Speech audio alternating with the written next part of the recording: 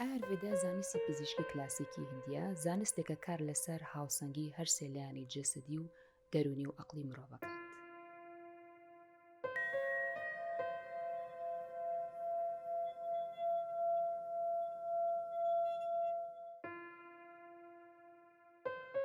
ماوەی 2 ساڵێکە لە کۆمەڵی یۆگا لە کوردستان وانەکانی ئارویدا لە پاڵ یۆگایە بە شێوەی تیۆری و پراکتیکی ئەڵێنەوە.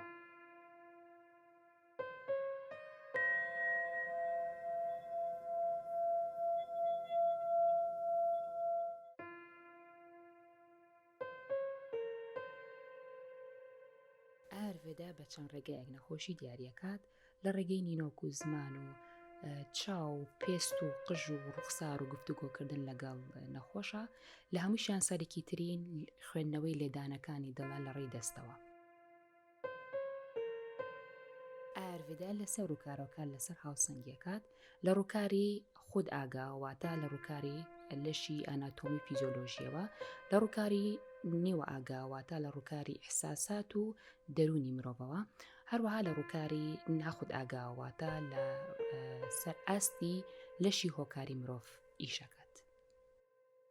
ئاروێدا بە چەند شێوازێک چارەسەری نەخۆشیەکات لە ڕێی بەکارهێنانی گژوگەی تایبەتەوە، لە ڕێی یۆگا و شێوازەکانی مدیتیشنەوە.